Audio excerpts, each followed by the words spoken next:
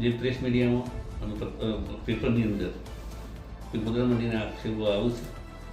મારી જી પીપોદરા દૂધ ઉત્પાદક સહકારી મંડળી રજિસ્ટર નંબર 11,887 છે અને સાબરડેરીનો કોડ નંબર 113 છે.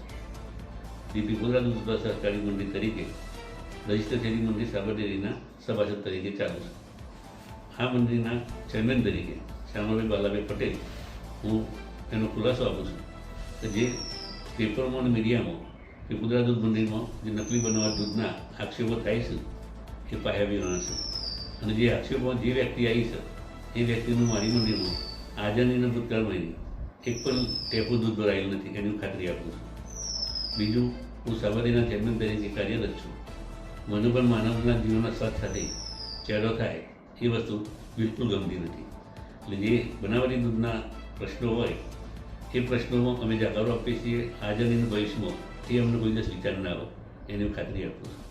તો સૌ મિત્રોને મારી નમ્ર વિનંતી છે કે આજે મીડિયામાં અને પેપરમાં જે પીપોદરા મંડળીનો આક્ષેપો આવશે એ આક્ષેપોનો સૌ જાકારો આપો તેવી મારા સૌને નમ્ર વિનંતી છે.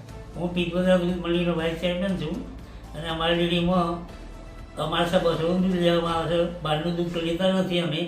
અને અમારી મંડળી બહુ રેગ્યુલર ચાલે છે અને આ ખોટા અફવાઓ કરી ખોટા કાવતરો કરીને અમારી મંડળીને બદનામ કરવાના કાવતરો છે.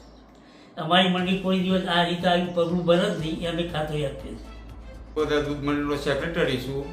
હાલ મારા 157 ગ્રાહકોનું દૂધ હું લેમ છું અને દૈનિક દિવસનું 4500 લીટર દૂધ હું ગ્રાટ કરું છું અને દરેક દૂધમાં લેક્ટોમીટર નાખીને લેમ છું. કોઈ પણ જાતનું તકલીફ વગરનું દૂધ છે.